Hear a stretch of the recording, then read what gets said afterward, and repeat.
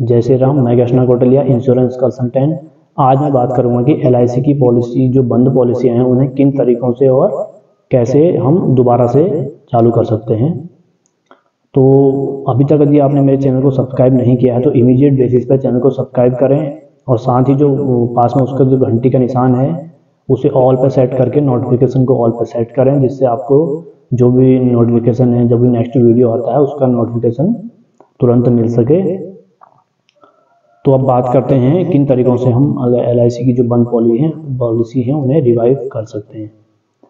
एक तो होता है नॉर्मल रिवाइवल, उसमें आप लेट फीस ऐड करके अपनी किस्तें जमा कर सकते हैं। उसमें आपको कोई भी डॉक्यूमेंटेशन नहीं होना है। वो जब आपको स्लिप मिलेगी उसमें रिवाइवल लिखा हुआ आता है, तो वो नॉर्मल रिवाइवल हुआ, उसमें आपको कुछ डॉक्यूमेंटेशन नहीं होना है, केवल लेट फीस ऐड करके आप जमा कर सकते हैं। और दूसरा होता है रिवाइवल।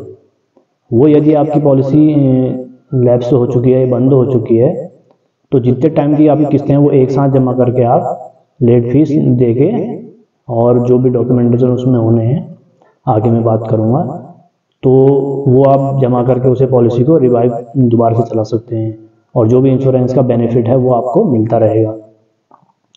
और तीसरा होता है स्पेशल रिवाइवल कैंपेन।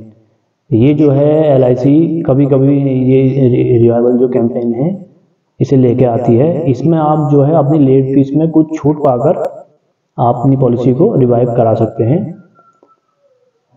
हो सकता है जो नेक्स्ट जो रिवाइवल कैंपेन है वो जनवरी या फरवरी 2024 में आएगा, तो उस बीच यदि आपकी कोई ऐसी पॉलिसियाँ हैं तो आप उन्हें रिवाइव कर सकते हैं और लेट फीस में कुछ छूट पाकर इस बीच आप उसे जमा कर सकते हैं, अपनी पॉलिसी को रिवाइव कर सकते हैं और जो भी बेनिफिट्स आप पॉलिसी के हैं वो आपके चलते रहेंगे।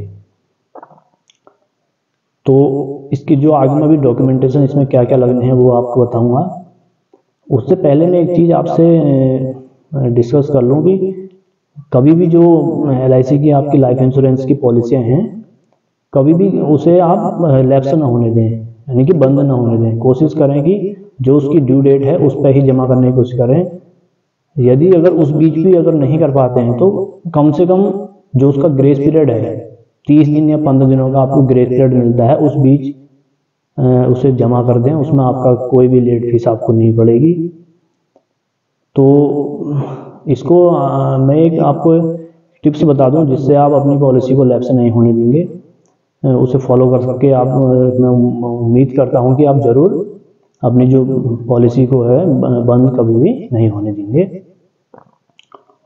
वो तरीका ये है, जिस उद्देश्य से आप अपनी पॉलिसियां लेते हैं, मान के चलिए आपने बच्चे के उच्च शिक्षा के लिए एक पॉलिसी ले रखी है, तो उसका जो पॉलिसी बॉन्ड है जिस जगह पर आप सुरक्षित जगह में उसे रख रहे हैं, तो आप क्या करें कि एक छोटा सा एक स्टिकर बना के उसमें लिख दें कि मेरे बच्चे के उच्च शिक्षा के मैं मददगार, इस तरीके से स्टिकर लग के आप उसमें चिपका दें। यदि आप रिटायरमेंट के पर्पज से ले रहे हैं तो उसमें आप एक स्टिकर बना के लिख दें कि माई ओल्ड एज रिटायरमेंट। इस तरीके से आप जब जब वो स्टिकर को आप देखेंगे तो कभी भी आप अपनी ड्यू डेट पर ही कोशिश करेंगे कि उस पॉलिसी को उसकी किस्तें दें, कभी भी उसे आप डिले नहीं करेंगे और समय पर जमा करेंगे। ये तरीका आजमा के आप उसे समय पर जमा कर सकते हैं। बहुत ही इम्पोर्टेंट होता है, इसलिए कभी भी लाइफ इंश्योरेंस पॉलिसी को बंद यानी कि लैप्स की स्थिति में ना आने दें। जो उससे क्या उसके नुकसान है मैं वो आपको बता दूं। जब कभी पॉलिसी लैप्स होती है, यदि उस बीच में कोई क्लेम आता है, अनफॉर्चुनेट मान लीजिए कि उस बीच में कोई क्लेम आ गया, तो हो सकता है आपको क्लेम ना मिले। इसलिए उस परेशानी से बचने के लिए अपनी पॉलिसी को ड्यू डेट पर ही जमा करें।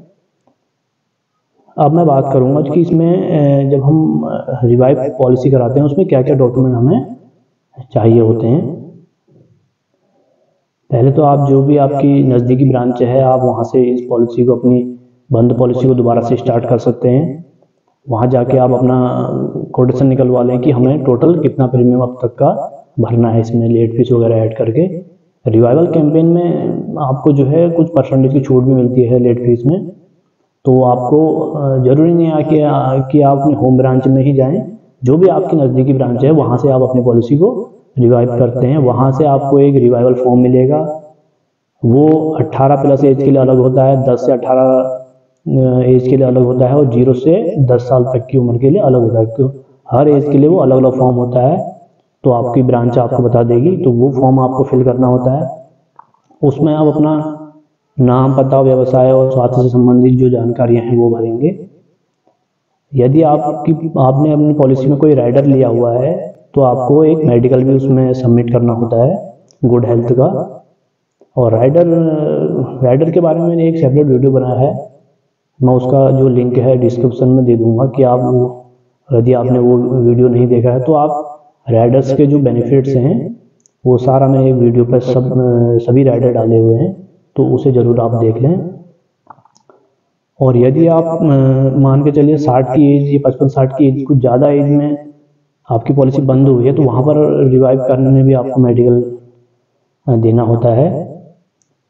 और इसके साथ साथ यदि बच्चे की पॉलिसी यदि है तो उसमें बच्चे का भी डॉक्यूमेंट लगेंगे और उनके फादर जो भी उसमें प्रस्तावक हैं उनके भी डॉक्यूमेंट लगने हैं। KYC में अगर बच्चे की पॉलिसी है तो उसका बच्चे का भी KYC लगेगी, इनका आधार कार्ड वगैरह, और उनका स्कूल का एक कोई भी सर्टिफिकेट या मार्कशीट हो या कोई फीस स्लिप हो वो भी आपको सबमिट करना होता है। वहीं उसमें जो प्रस्तावक हैं उनका भी आप KYC देंगे, आधार या वोटर ID। और यदि आपकी जो प्रीमियम है, जो उसमें टोटल प्रीमियम आपने देनी है बंद पॉलिसी में, यदि वो 10,000 से ऊपर है तो आपको फ़ोटो भी उसमें देना होता है, जिसकी पॉलिसी है उसका फ़ोटो भी आप लगाएंगे। और मेडिकल का केस है तो आप मेडिकल भी देंगे। और जब से कोविड-19 जो आया है तब से बाद से एक फॉर्म जो और ज़रूरी हो गया है कि कोविड फॉर्म भी इसमें लगना होता है। उसमें क्या होता है कि आपको अपनी वैक्सीनेशन की डिटेल्स लिखनी होती हैं। आप अपनी वैक्सीन कब कब लगाई आपने वो डेट आप लिखेंगे, वैक्सीन का नाम लिखेंगे, बस उसमें सिग्नेचर करके आप ये सब जमा कर देंगे। तो इसी तरीके से ये सब भर के आप जो है जमा कर सकते हैं। तो मैं उम्मीद करता हूँ कि आपको वीडियो पसंद आया होगा। जो भी मैंने जानकारियाँ आपको दी आपके लिए यूजफुल रही होंगी। तो मेरी वीडियो को लाइक, कमेंट और शेयर जरूर करते रहें, जिससे मुझे मोटिवेशन मिलता है कि मैं आगे भी आपके लिए अच्छे से अच्छे टॉपिक पे वीडियो बना सकूँ। कि कभी भी आपको कोई ज़रूरत है तो आप उन वीडियो को देख कर ही बहुत सी सारी चीज़ें आप जान सकते हैं और आपको परेशानी ना हो। तो बहुत बहुत धन्यवाद, वीडियो आपने पूरा देखा। नेक्स्ट वीडियो में मिलते हैं, धन्यवाद।